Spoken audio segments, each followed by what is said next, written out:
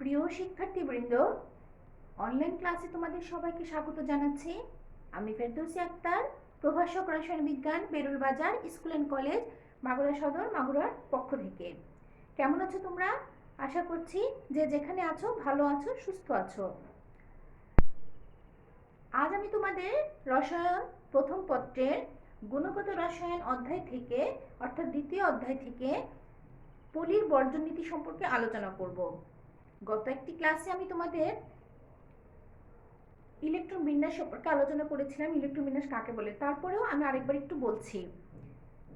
আমরা জানি পরমাণুতে প্রোটনগুলি নিউক্লিয়াসে সজ্জিত থাকে আর বিভিন্ন অরবিটালে ইলেকট্রনগুলি সজ্জিত থাকে। এই বিভিন্ন অরবিটালে ইলেকট্রন সজ্জার জন্য বা ইলেকট্রন কিভাবে থাকে তা জানার জন্য আমাদেরকে তিনটি নীতি অনুসরণ করতে হয়। একটি হলো আফবাও নীতি, পলির বর্জন নীতি, হুন্ডের নীতি। আমি গত ক্লাসে আফবাও নীতি সম্পর্কে তোমাদেরকে বিস্তারিত পড়িয়েছিলাম, নিশ্চয়ই তোমরা পড়েছ। তারই ধারাবাহিকতায় আমরা আরেকটি নীতি আজকে জানবো, সেটা হলো পলির বর্জন নীতি।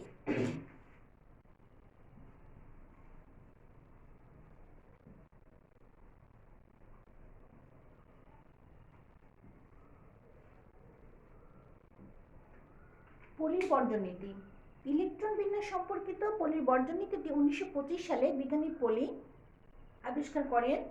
তাহলে আগে প্রথমে আমরা তাহলে সূত্রটা জেনে নিই। তাহলে পলির বর্জন নীতি কি? পলির বর্জন নীতিটি হলো একটি পরমাণুতে দুটি ইলেকট্রনের চারটি কোয়ান্টাম সংখ্যার মান কখনো এক হবে না। অর্থাৎ তোমরা আগে কোয়ান্টাম সম্পর্কে আলোচনা করেছি আমি ক্লাসে, তোমরা পড়েছো নিশ্চয়ই। তাহলে আমরা সেই দিকে আর যাচ্ছি না। আমরা আজকে পলির বর্জন নীতি সম্পর্কে আলোচনা করার মধ্যে যেমন কোয়ান্টাম সংখ্যার কথাটা আছে, যেমন কোয়ান্টাম সংখ্যা কি? কোয়ান্টাম সংখ্যাটা হলো চার ধরনের: প্রধান কোয়ান্টাম সংখ্যা, সহকারী কোয়ান্টাম সংখ্যা, স্পিন কোয়ান্টাম সংখ্যা এবং ঘূর্ণন কোয়ান্টাম সংখ্যা, চুম্বক কোয়ান্টাম সংখ্যা। তাহলে এই চারটি কোয়ান্টাম সংখ্যার মধ্যে একটি পরমাণুতে দুটি ইলেকট্রনের তিনটির মান এক হতে পারবে, কিন্তু চতুর্থ কোয়ান্টাম সংখ্যার মান অবশ্যই ভিন্ন হতে হবে। এটাই হলো পলির বর্জন নীতি। তাহলে আবার আমি আরেকটু সুন্দরভাবে বলি। একটি পরমাণুতে দুটি ইলেকট্রনের চারটি কোয়ান্টাম সংখ্যার মান কখনো এক হবে না। তাহলে এসো আমরা একটি উদাহরণের সাহায্যে এটা ব্যাখ্যা করি। তাহলে আমরা একটু ধরে নিই, একটি পরমাণুতে হিলিয়াম পরমাণুতে কয়টি ইলেকট্রন আছে বা প্রোটন আছে? দুটি ইলেকট্রন আছে। তাহলে এই দুটি ইলেকট্রনকে আমরা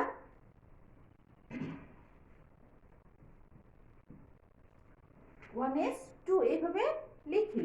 তার এই যে এস অরবিটালে দুটি ইলেকট্রন আছে, এই দুটি ইলেকট্রনের চারটি কোয়ান্টাম সংখ্যার মান আমরা বের করব উদাহরণস্বরূপ। তাহলে এখানে আমরা লিখব, প্রথমে এখানে দুটি ইলেকট্রন আছে, অর্থাৎ জাস্ট এরকম একটি অরবিটালে দুটি ইলেকট্রন থাকতে পারে। এই দুটি ইলেকট্রন একটি ঘড়ি কাঁটার দিকে আর একটি ঘড়ি কাঁটার বিপরীত দিকে। আমরা যদি এই একটি ইলেকট্রনকে বিবেচনা করি, অর্থাৎ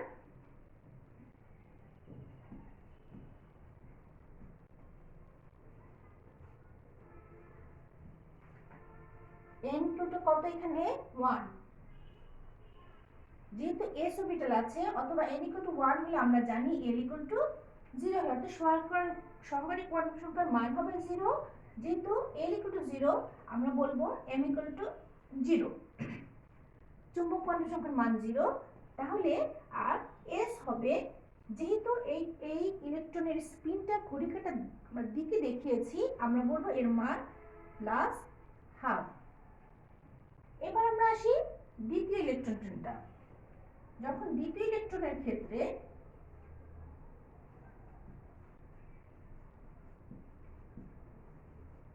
প্রিয় শিক্ষার্থীরা লক্ষ্য করো, দ্বিতীয় ইলেকট্রনটা কোথায় আছে? 1 নম্বর কক্ষপথে আছে, অর্থাৎ n এর মান আমরা ধরবো 1। l এর মান এই ক্ষেত্রেও 0।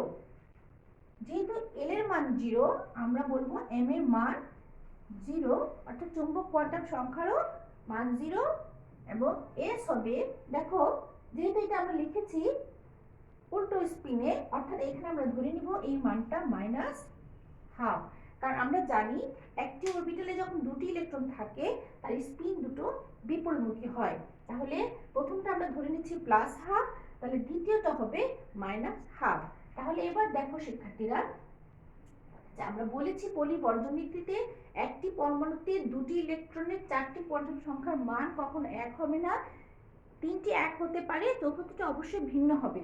এই ক্ষেত্রে হিলিয়ামের দিয়ে আমরা উদাহরণটা দেখালাম। হিলিয়ামের দুটো ইলেকট্রনের ক্ষেত্রে আমি এন এল এম এস চারটা কোয়ান্টাম সংখ্যার মানই বের করলাম, বের করে তোমাদের দেখালাম। দেখো এই তিনটি মান একই, এন এল এম মান একই, কিন্তু ঘূর্ণন কোয়ান্টাম সংখ্যার মান এখানে ভিন্ন, একটা প্লাস একটা মাইনাস। তাহলে আমরা বুঝতে পারলাম যে পলির বর্জনীতিতে কি বলেছে এই উদাহরণটার সঙ্গে। তোমরা দেখো তাহলে আমরা কি শিখলাম, যে একটি পরমাণুতে দুটি ইলেকট্রনের কক্ষপথের আকার, আকৃতি, কৌণিক অবস্থান একই হতে পারে যদি নিজ অক্ষের উপর ওই ইলেকট্রনের ঘূর্ণনের দিক বিপরীতমুখী হয়, অর্থাৎ এক্ষেত্রে চতুর্থ কোয়ান্টাম সংখ্যার মান ভিন্ন হতে হবে। এখন আমরা পলির বর্জনীতির কিছু প্রয়োগ দেখি, যে কোন কোন জায়গায় আমরা পলির বর্জনীতিটা প্রয়োগ করি এবং এর মধ্যে আমরা কি জানতে পারি। বিভিন্ন উপশক্তি স্তরে সর্বাধিক ইলেকট্রনের সংখ্যা আমরা জানতে পারি পলির বর্জনীতি অনুসারে। বিভিন্ন উপশক্তি স্তরে সর্বাধিক ইলেকট্রনের সংখ্যা নির্ণয় করতে পারি।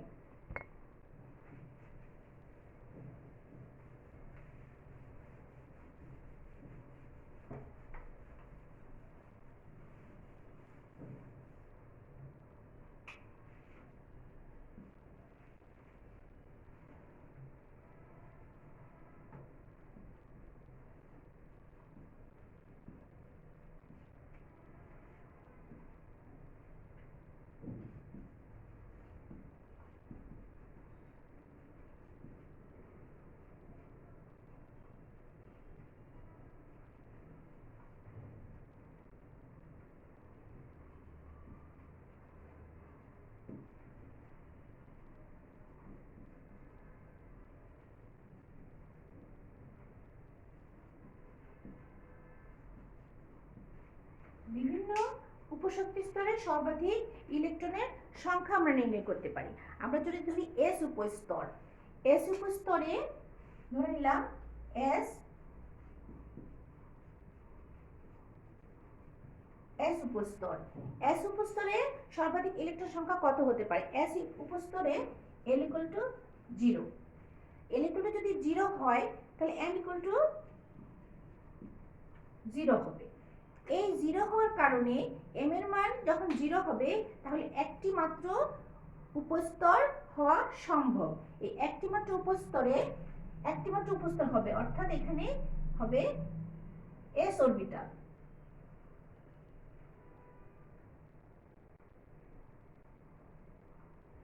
একটি মাত্র উপস্তরে আমরা বলবো যে যেহেতু m এর মান 0 হবে তাহলে একটি মাত্র উপস্তর হওয়া সম্ভব। এই একটি মাত্র অরবিটালে বিপরীত স্পিনের দুটি ইলেকট্রন থাকতে পারে। তাহলে s একটি অরবিটাল, যারা আমরা বলি এই একটা s অরবিটাল, এখানে বিপরীত স্পিনের সর্বোচ্চ দুটি ইলেকট্রন থাকতে পারে। এবার আমরা আসি p উপস্তর।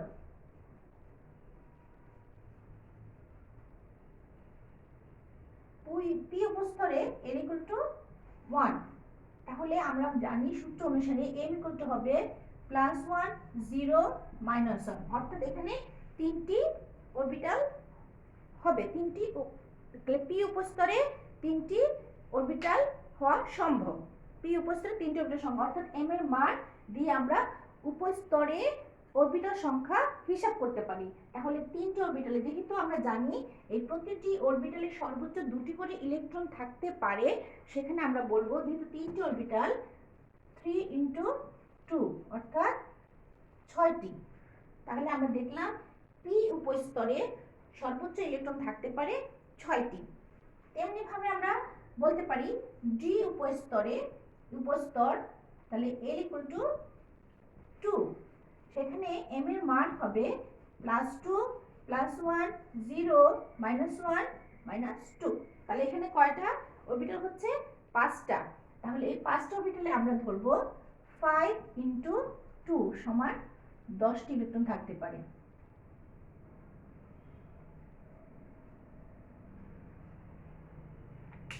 তাহলে পি উপস্তরে 6টি ইলেকট্রন থাকতে পারে, ডি অরবিটালে আমাদের সর্বোচ্চ 10টি ইলেকট্রন থাকতে পারে। তেমনি আমরা যদি এফ উপস্তরের কথা হিসাব করি তাহলে আমাদের আসতেছে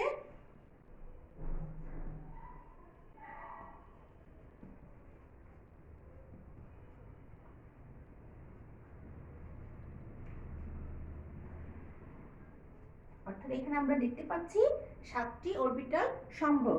এল এর মান যখন 3 হয়, এম এর মান হয় 7টা, তাই এখানে 7টি অরবিটাল হবে। তাহলে আমরা প্রতিটি অরবিটাল যদি আমাদের 2টি করে ইলেকট্রন থাকতে পারে, 7টি অরবিটালে থাকতে পারবে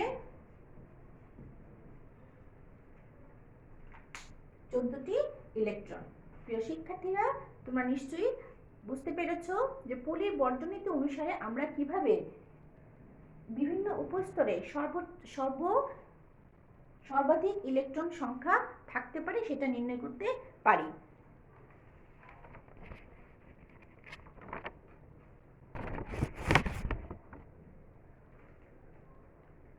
তাহলে আমরা দেখলাম যে কিভাবে আমরা এটি প্রয়োগ করতে পারি আমাদের বিভিন্ন শক্তি স্তরে, উপশক্তি স্তরে ইলেকট্রন সংখ্যা নির্ণয়ের ক্ষেত্রে পলির বর্ণনীতি কি করে আমরা প্রয়োগ করতে পারি। এবার আমরা আসি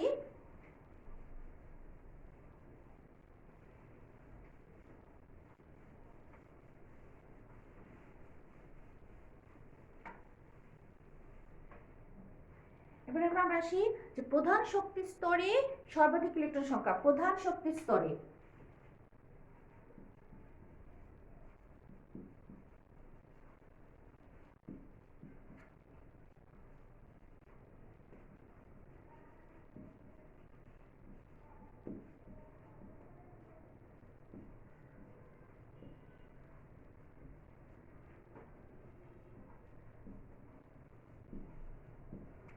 প্রধান শক্তি স্তরে সর্বাধিক ইলেকট্রন সংখ্যা নির্ণয় করতে আমরা জানি যে বিভিন্ন নির্দিষ্ট প্রধান শক্তি স্তরে সর্বোচ্চ ইলেকট্রন সংখ্যা হলো অরবিটাল সংখ্যা নির্ণয় করে আমরা n স্কয়ার সূত্র দ্বারা।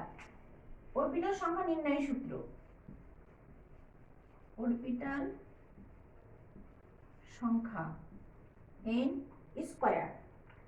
আর যে এই সর্বাধিক সংখ্যক ইলেকট্রন সংখ্যা, তাহলে প্রতিটি অরবিটালে কি হয়, 2টি বিপরীতমুখী স্পিনের ইলেকট্রন থাকতে পারে। সেই অনুসারে আমরা বলবো প্রতিটি প্রধান শক্তি স্তরে ইলেকট্রন সংখ্যা হবে 2। আমরা যদি প্রথম শক্তি স্তর ধরি,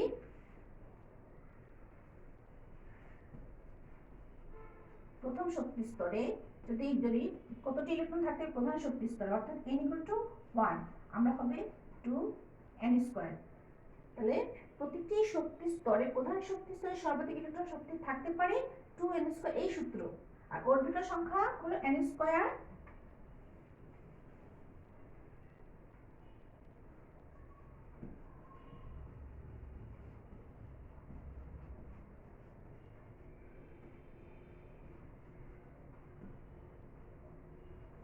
ইলেকট্রন ধারণ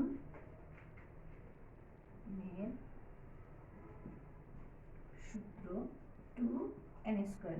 আমরা এখানে ধরে নেই যদি প্রধান শক্তি স্তর n এর মান হবে 1 2 3 ইত্যাদি। যদি আমরা এখানে প্রথম শক্তি স্তর ধরি,